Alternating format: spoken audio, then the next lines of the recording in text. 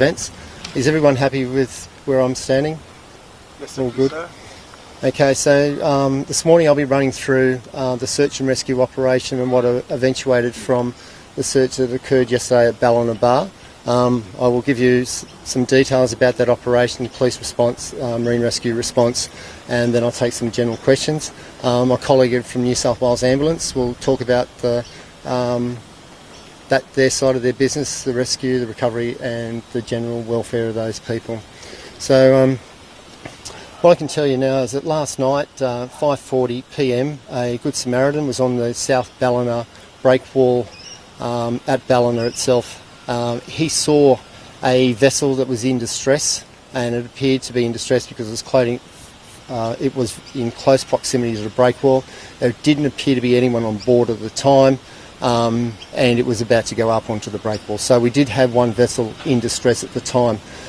He contacted Marine Rescue at Ballina, and Marine Rescue promptly responded to a distress of a vessel at sea.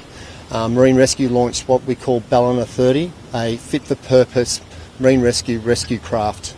That vessel had 6 persons on board, 6 male crew members that made up that marine rescue crew to respond to that incident occurring off the Ballina breakwall. That vessel left Ballina breakwall into a very severe condition. It was punching into a 2.5 metre swell coming from the east coast, and it heightened the wave height at the Ballina Bar, creating a wave that was difficult to navigate, difficult to manoeuvre across, and difficult to enter from a river system at a low tide into the ocean area. It was extremely treacherous bar conditions at the time those marine rescue personnel went to sea. Now, it was a very challenging rescue, and I say that 6 people went to save the life of another yachtsman at sea. Unfortunately, their actions punching through that bar conditions, that vessel capsized. As a result of that capsize, some of the marine rescue crew were trapped in the hull, some were ejected from the vessel, and unfortunately 2 lives have been lost. Both residents, both male members of the crew, a 78-year-old and a 62-year-old from Marine Rescue. Now I really want to focus on the condolences and our sympathies that go towards this marine rescue crew. These crew are volunteers from New South Wales, volunteers from the local community, and they're out there saving the lives and responding to vessels in distress day in, day out. While this is one incident in what they do for New South Wales Police and New South Wales community, they are trained personnel, but last night was difficult situations to manoeuvre that vessel. It is a tragedy. It is a tragedy to lose any life in the marine environment.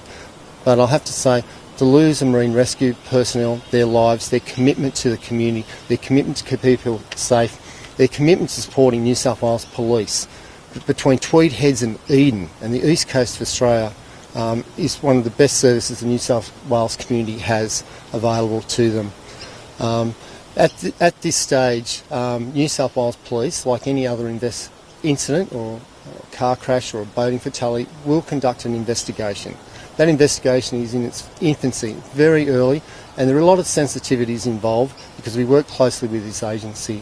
So today, while we have commenced the investigation, today is about remembering the lives of 2 Marine Rescue brave crew members that lost their lives last night responding to a vessel in distress. What I can say about the vessel in distress, it did hit the breakwall, it did break up, and as a result of that incident, we have recovered one deceased person from that vessel. That male is in his mid-50s. We don't know his formal whereabouts at this time, and he's yet to be formally identified. But he was deceased, and he was not wearing a life jacket at the time of his recovery. So that'll form part of our investigation. The seas are quite difficult at the moment. There's still a 2.5 metre sea running at Ballina on the east coast there. Our dive team will consider diving that area later in the week to recover critical evidence that we will use in part of that investigation, and to find out a little bit more about the yacht and how it arrived at that location. We anticipate that probably will be on Thursday when the seas abate to safely put those divers into the water. Now, I'm happy to take any questions or any clarifications that I might have missed during this interview.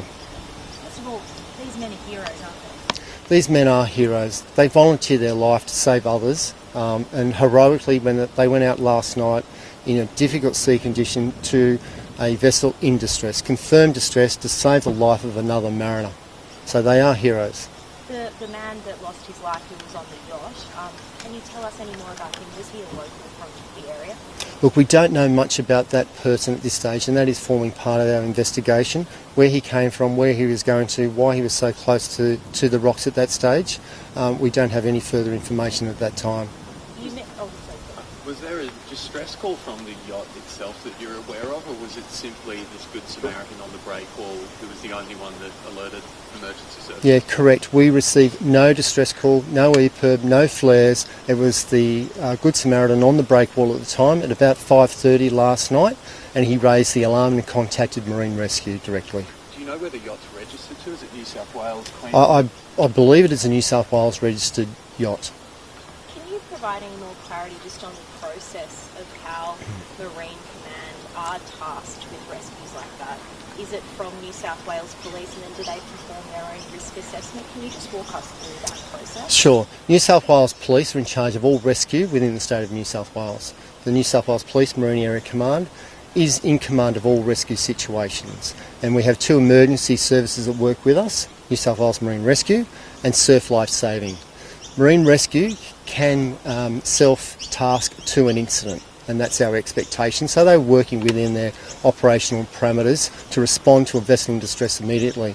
So as soon as they get a mayday situation or a distress, they contact the base here at Ballina, Marine Area Command, and we oversight that rescue and provide support if they need any support from that. So they responded in accordance with the protocols that we have in place. So did they self-task in this case, and would they have performed their own risk assessments before going out there? They responded to a vessel in distress immediately, and then they notified Marine Area Command that they were deploying that asset, Ballina 30, to that situation. Was there any contact made between Marine Rescue and the yacht itself? How close did the rescue vessel actually get to the yacht? Look, the Marine Rescue vessel capsized right on the bar as they were transferring between the river system and the ocean system. So they may have been trying to raise communications with them on radio, but I'm not sure. I can't confirm that at this time. For a marine rescue vessel flip, just how dangerous were these conditions? These vessels are specifically designed within New South Wales for our conditions, so it is a very well-built, local procured vessel. They undertake a lot of training in doing bar crossings, but last night was one of those nights with a 2.5 metre sea pushing from the east coast into the river system at the low tide. It was a difficult manoeuvre to go from the river system into the sea. So the Ballina 30 was appropriate for these conditions, and there wasn't another boat at their disposal? No, the Ballina 30 vessel was the most appropriate vessel to respond to this distress signal. What was the rescue or search and rescue operation like after that vessel had capsized? Were there plans to scramble other emergency services? Yes, at that time, Tweed Heads Water Police responded as well. They were already tasked to the search and rescue because we had the yacht in distress as well, and they made their way down from Tweed Heads and took up the search and rescue at the time. So the open ocean conditions, while obviously they were considerably rough, the issue here was that movement from the breakwater to the open ocean. Is that where the serious swell was? Yes. Well, the swell was across the northern New South Wales sector from a low pressure front moving through there.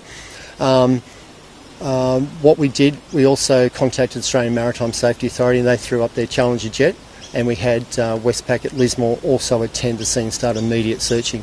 So with those two assets, we were able to confirm that search area, what other vessels were located there. At that time, we were still searching for other survivors that were possibly on that yacht. So it was a current operation that had to be continued, and it was quite complex because we had the capsize and we still had a search and rescue operation running off the east coast there.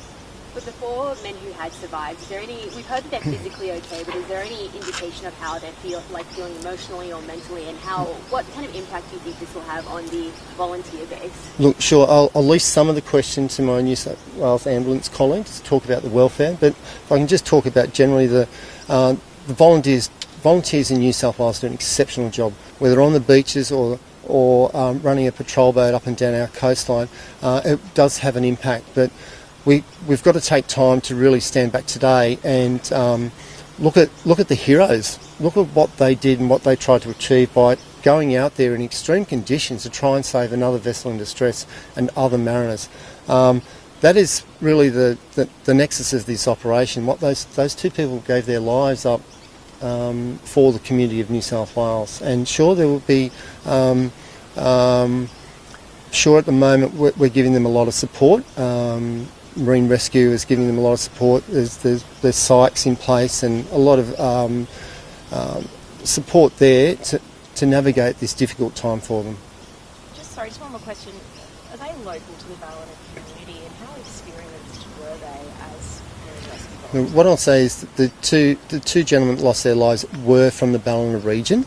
I won't go into any further data because it is part of the investigation that we'll be preparing for the coroner. Any general safety message you want to give to the public about going on the water during this week?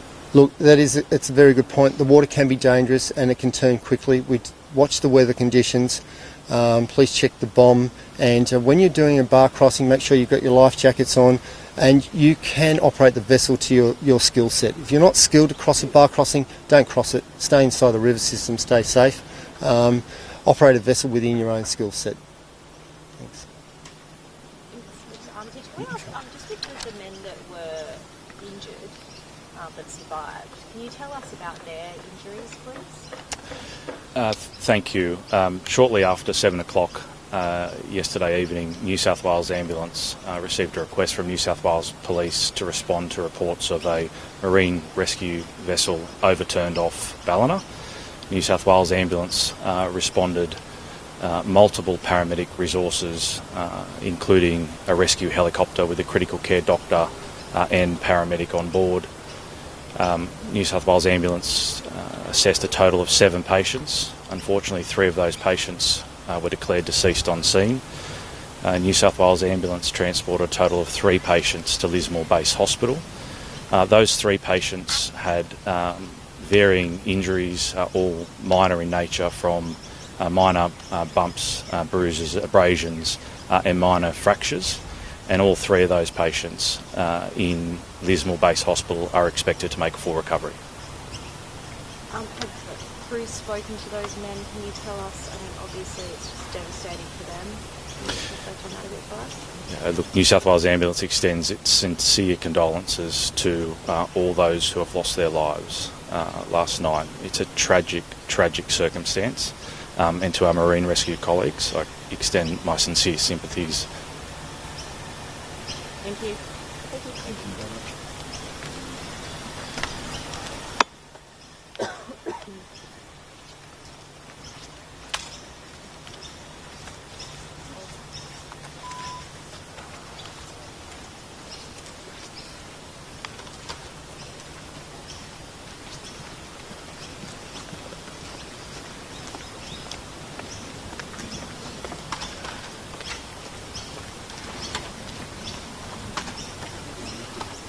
I should do that.